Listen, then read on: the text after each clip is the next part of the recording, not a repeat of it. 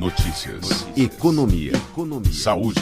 Variedades. Mundo do trabalho. Giro sindical. Contraf. Olá, você que nos acompanha aqui nos canais de comunicação da Contraficute. O nosso Contraficast está de volta com, mais uma vez, aquele papo de toda sexta-feira, falando sobre os fatos da semana, não só sobre a categoria bancária, mas no Brasil em geral, política, economia, enfim, os assuntos que fazem parte do nosso cotidiano. A gente começa falando sobre os bancários, começando a falar justamente sobre um assunto que envolve toda a sociedade, que é a economia e é a tabela do imposto de renda, mas que pegou os trabalhadores dos bancários, do ramo financeiro, os bancários, de surpresa, já que tiveram um reajuste, resultado da campanha salarial 2022, que foi vitoriosa, inclusive, né? Teve um reajuste e isso fez com que os trabalhadores subissem de faixa. E aí o aumento do imposto de renda, do desconto na participação dos lucros e resultados, também nos salários, isso pegou de surpresa os trabalhadores. O Gustavo Carzan, economista do DIEESE, ele afirma que como a tabela não foi corrigida, mas a PLR e os salários aumentaram, alguns trabalhadores subiram na faixa então de tributação e passaram a ter uma porcentagem maior de desconto. Desde 2015 não há correção da tabela do imposto de renda, então a cada ano aumenta o número de trabalhadores que contribuem cada vez mais.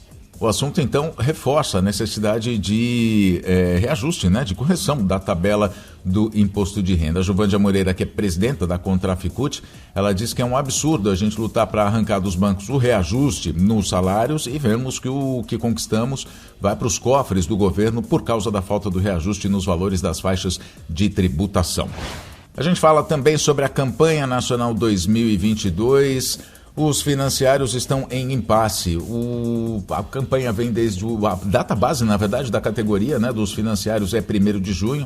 No dia 15 de junho já foi entregue a pauta de reivindicações. De lá para cá, apenas uma reunião foi realizada e a proposta apresentada pela Federação das Instituições de Crédito e Financiamento foi de reajuste rebaixado nos salários. Então, um impasse na categoria financiária. Já o acordo do Santander foi fechado essa semana. O acordo foi aprovado por mais de 97% dos trabalhadores e as cláusulas, os avanços, né, nesse acordo coletivo, além de estender aquilo que já foi conquistado pela Convenção Coletiva de Trabalho, que envolve todos os bancos, a gente está falando do acordo específico do Santander, garante então a manutenção do do pagamento da PLR e do programa próprio de participação de resultados do Santander, sem que um interfira no outro.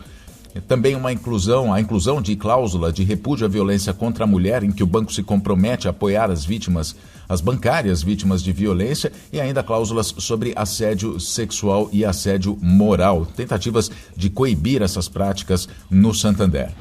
A gente fala também sobre a Caixa Federal. Há mais de 90 dias estourou aquele escândalo com Pedro Guimarães, o então presidente da Caixa, acusado de assédio sexual. A Caixa Econômica Federal teve uma troca na gestão, entrou a Daniela Marques, nova presidenta, inclusive a Contraficute, o ramo financeiro, enviou um ofício à Caixa Econômica Federal, endereçado justamente à presidente do banco, para que investigasse esses casos. Ela chegou até a se comprometer a fazer isso, só que passados 90 dias, nada ainda foi feito.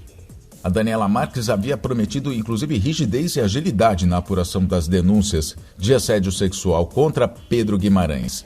Os empregados pedem punição. Rafael Castro, dirigente da Contraficute, inclusive faz uma observação, né? Será que vão querer isso? A Caixa vai querer imitar, na verdade, o presidente da República, Jair Bolsonaro, e impor sigilo de 100 anos nesse processo? Ou eles estão esperando passar as eleições?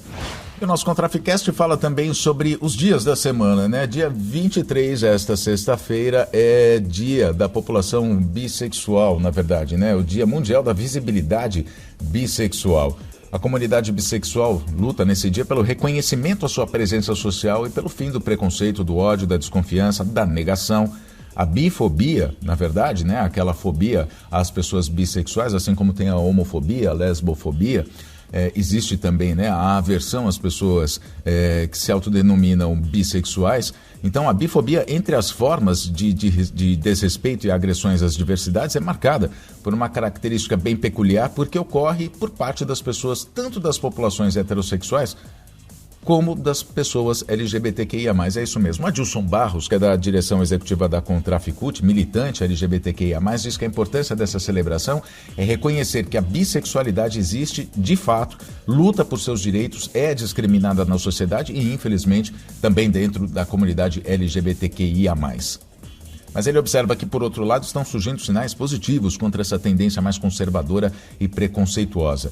Ele diz que há um movimento constante nas celebridades, entre as celebridades e pessoas públicas, se autodeclarando bissexuais, trazendo o tema como pauta no combate à discriminação, falando em diversidade. Então, para ele, isso basta, essa bifobia basta. É preciso entender que as pessoas bissexuais não estão confusas ou indecisas, elas não estão indecisas e toda forma de amor vale a pena. Ainda essa semana, o dia 21, foi o dia de luta pelos direitos das pessoas com deficiência. A data foi criada lá em 2005 com o objetivo de promover a inclusão social de PCDs.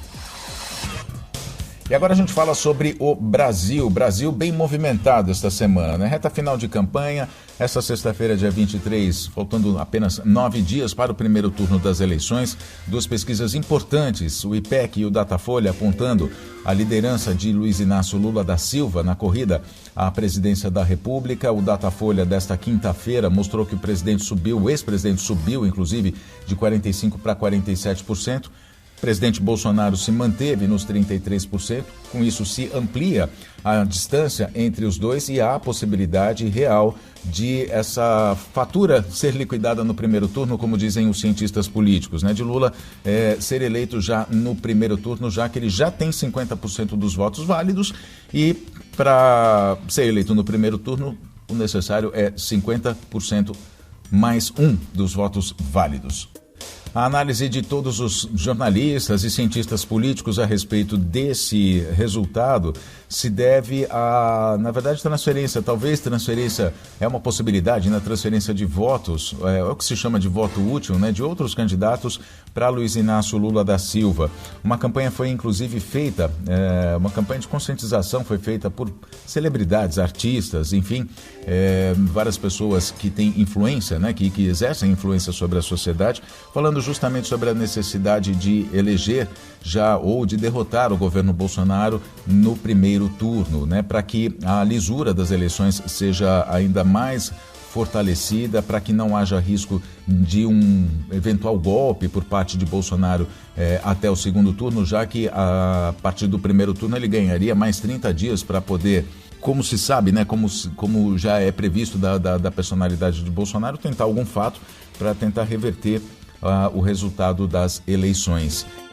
Ainda sobre as eleições, vale a gente ter em mente, inclusive conscientizar as pessoas, os nossos parentes, os nossos amigos, a respeito de consciência na hora do voto. Faltam, então, menos de 10 dias para as eleições de 2022 e cerca de 70% dos brasileiros ainda não definiram em quem vão votar para deputado e para senador. Os dados são da pesquisa Datafolha. Antes de decidir, é preciso analisar as propostas do candidato, é claro, e caso já sejam parlamentares, é necessário saber como eles votaram em projetos de interesse da classe trabalhadora para não votar sem saber em inimigos dos trabalhadores e trabalhadoras. Então, antes de decidir, é preciso analisar propostas dos candidatos e caso já sejam parlamentares, saber como eles votaram, se votaram em projetos de interesse da classe trabalhadora, a favor ou contra, para a gente não votar sem saber em inimigos dos trabalhadores e das trabalhadoras. Nessa plataforma dá para você consultar por partido, dá para você consultar por mandato e inclusive por nome de cada parlamentar. Então, na hora do voto, é bom verificar, checar quemfoiquem.org.br para você saber em quem votar. E a gente fecha essa edição do Fatos da Semana, do nosso Contraficast aqui, com dois assuntos ainda relacionados à política, a essa campanha eleitoral, que foram muito comentados durante esses últimos dias, A primeira delas é o pedido do senador Flávio Bolsonaro, filho do presidente Jair Bolsonaro, para que a Justiça Federal apagasse uma reportagem do Universo Online e do UOL sobre o uso de dinheiro vivo na compra de 51 dos 107 imóveis adquiridos pela família Bolsonaro nos últimos 30 anos. Segundo os especialistas em política, o que Bolsonaro fez, na verdade, foi um tiro no pé já que o assunto desses imóveis, que foi tratado dias atrás, né, semana passada, na verdade já tinha até, de certa forma, caído no esquecimento. Foi tratado pelas campanhas, obviamente, mas já era um assunto passado, né, que já tinha caído um pouco no esquecimento das pessoas, mas com essa censura, o que aconteceu foi que as redes sociais voltaram com toda a força falando sobre esse fato. Outro assunto também que pegou muito mal para o governo federal foi a declaração de Paulo Guedes colocar em dúvida os dados da rede Pensan, que fez um grande levantamento com metodologia inclusive do IBGE e que apurou que o Brasil tem 33 milhões de pessoas passando fome. Paulo Guedes duvida desses dados, enfim, desse número, né, que é visto inclusive nas ruas da cidade. Quem anda pelas principais capitais pode ver o número de pessoas em situação de rua, o número de pedintes, de pessoas passando fome. Os especialistas dizem que, além de Paulo Guedes não saber em que país vive, a declaração é um grande desrespeito às pessoas que estão em situação de vulnerabilidade. E assim a gente termina essa edição do Contraficast. Muito obrigado pela sua companhia até aqui. Tenham todos uma boa semana. Fiquem bem. A gente se fala na próxima edição. Até lá.